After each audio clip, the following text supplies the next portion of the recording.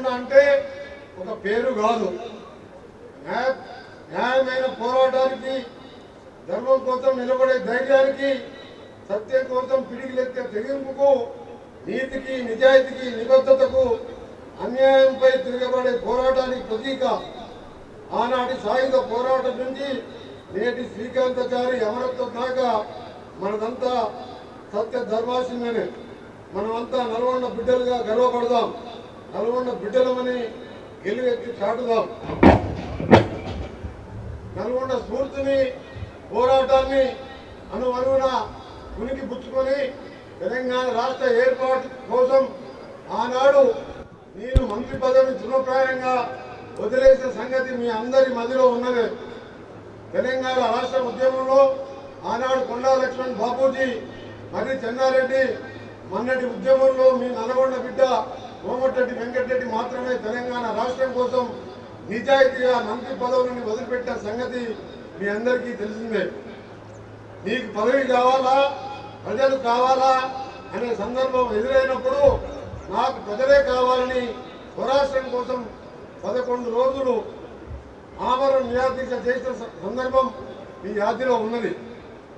ఆ పోరాటం నాకు నేనుగా చేసింది మాత్రమే కాదు, నల్గొండ బిడ్డ నేర్పిన శౌర్యం, నల్గొండ బిడ్డలుగా మీరిచ్చిన ధైర్యం, ధీరత్వం, శూరత్వం, తెగింపు, త్యాగాల పుట్టినిల్లు ఈ గడ్డ.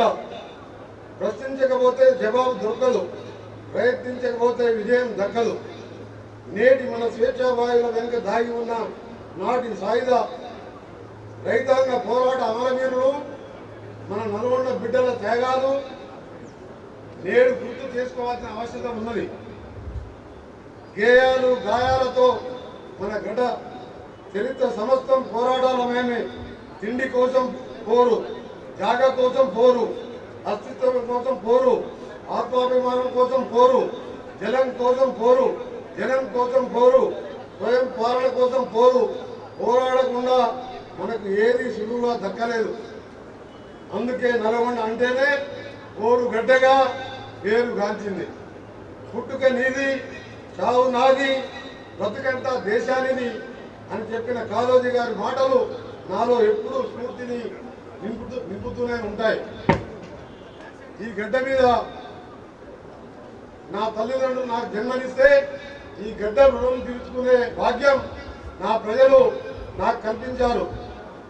ఎన్నటి రుణబంధంలో కానీ ఈ ప్రాంత ప్రజలు నన్ను ఎప్పుడూ ఆశీర్వదిస్తూ తెలంగాణ రాష్ట్ర ఏర్పాటు కోసం మంత్రి పదవి వదిలి ఇదే క్లాక్ టవర్ దగ్గర ఆమరణ నిరాదీక్ష కూర్చుంటే వీర తిలకం దిద్ది కోరు చేయి బిడ్డ అని ఆరతి పట్టి వెన్నంటి నిలిచిన ఆ ఉద్యోగ ఫలిత క్షణాలు నా మదిలో మెదులుతూనే ఉంటాయి. అట్లాంటి మీకు నేను ఏమిచ్చినా ఎంత చేసినా తక్కువే. మీ పాదాలకు రుణమెల్లుతూ నమస్కరిస్తున్నా. ప్రజాప్రభుత్వం కనుక 10 ఏళ్ల ముందు ఉండి ఉంటే స్వరూపం మరోలా ఉండేది. 20 ఏళ్ల నుండి సాగుతున్న పాలన 10 ఏళ్ల నుండి ఉండే తెలంగాణ ప్రపంచంలోనే గొప్ప వృద్ధి రాష్ట్రంగా నమోదయ్యేది. అందుకేనేమో మహాకవి కాళోజీ గారు ముందే హెచ్చరించారు. అన్నప్రాసులు ఒకచోట, ఆకలి మంటలు ఒకచోట, అంశతూలికలు ఒకచోట, అలసిన దేహాలు ఒకచోట, సంపదలని ఒకచోట, గంపెడు బలగం ఒకచోట. అన్నార్థులు ఆర్థ దృష్టి కలిగిన వారు కోస గురించి నాటి ప్రభుత్వ పెద్దలకు పట్టించుకోలేదు. వారు బంధు బలగాన్ని మాత్రమే చూసుకున్నారు.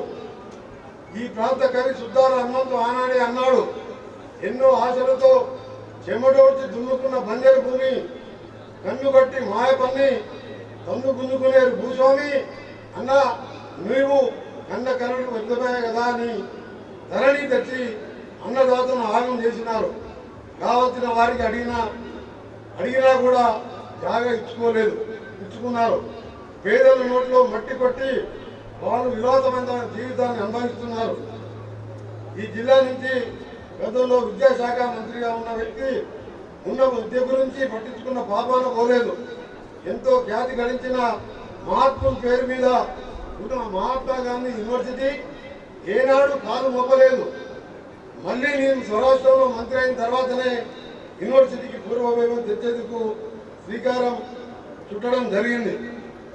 ఇప్పటికీ మన ఎన్జీ యూనివర్సిటీలో MBA MCom ఇంజనీరింగ్ కోర్సులు విజయవంతంగా నడుస్తున్నాయి. ప్రపంచ ఔషధ రంగంలో తెలంగాణ గర్వంగా మొదటి స్థానంలో నిలుస్తుంది.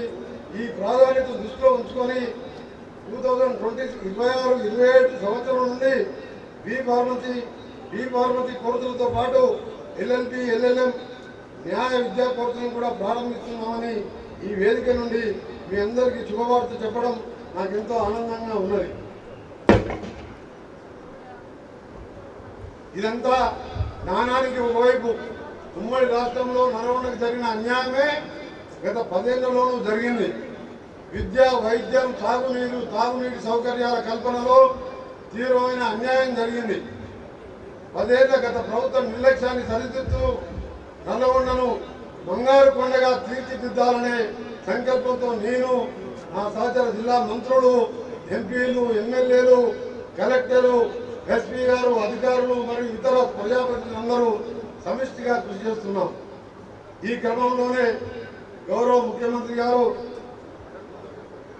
యనమల రేవంత్ రెడ్డి గారి నాయకత్వంలో కాంగ్రెస్ ప్రజాప్రభుత్వం ప్రజల్ని పట్టి పీడిస్తున్న సమస్యలకు తక్షణ పరిష్కారం కల్పించాలనే సదాశయంతో అధికారంలోకి వచ్చిన 48 గంటల నుంచే అభయహస్తం హామీలను ఒక్కొక్కటిగా అమలు చేయడం ప్రారంభించాం. ఈ దేశ చరిత్రలో సువర్ణాక్షరాలతో లిఖించేలా కులగణన చేశాం. బీసీలకు 42% రిజర్వేషన్ ఇచ్చేందుకు కంకణం కట్టుకున్నాం. 42% రిజర్వేషన్ అమలు చేసి దేశంలో బీసీల న్యాయమైన వాటాకు మార్గం చూపెట్టిన రాష్ట్రంగా తెలంగాణని నిలుపుతాం. ఇందిరమ్మ రాజ్యంలో పేదల జీవన ప్రమాణాలు పెంచి వారి ఆర్థిక ముఖ చిత్రాలను మార్చాలనే సంకల్పంతో అనేక సంక్షేమ పథకాలను అమలు చేస్తున్నాం.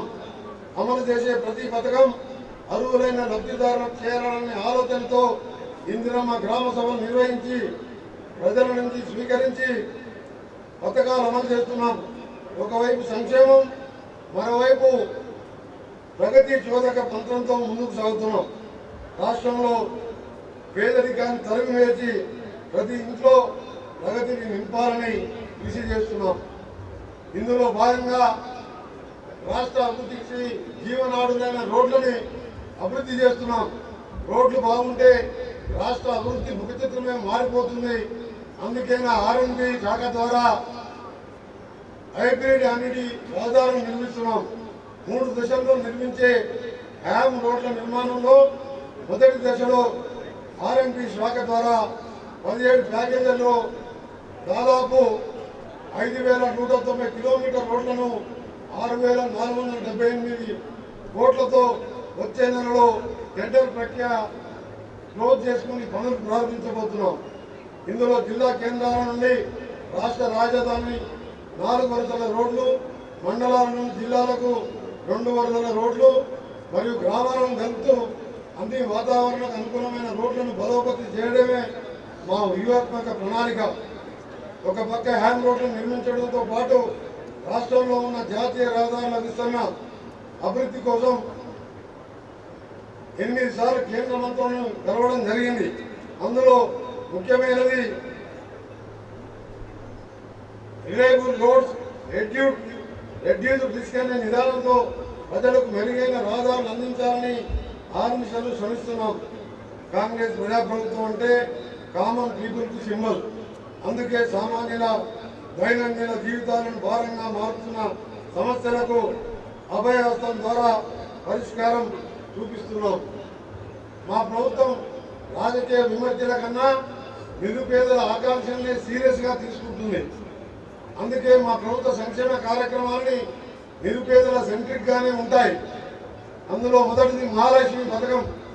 చేతికి అన్ని వేలు సమానంగా ఉండవని మన పెద్దలు చెప్తుంటారు. అలాగే సమాజంలో అందరి ఆర్థిక పరిస్థితులు ఒకేలా ఉండవని గ్రహించిన కాంగ్రెస్ ప్రభుత్వం మహాలక్ష్మి పథకాన్ని తీసుకురావడం జరిగింది. మహాలక్ష్మి పథకంలో భాగంగా రాష్ట్రంలో ఆడపడుతులు, ట్రాన్స్జెండర్లకు ఆర్టీసీ బస్సులలో ఉచిత ప్రయాణాన్ని సౌకర్యాన్ని అమలు చేస్తున్నాం. మహిళలు పైసా ఖర్చు లేకుండా రాష్ట్రంలో ఎక్కడి నుంచి ఇక్కడికైనా ఉచితంగా ప్రయాణించే సౌలభ్యం ఈ పథకం ద్వారా లభిస్తుంది.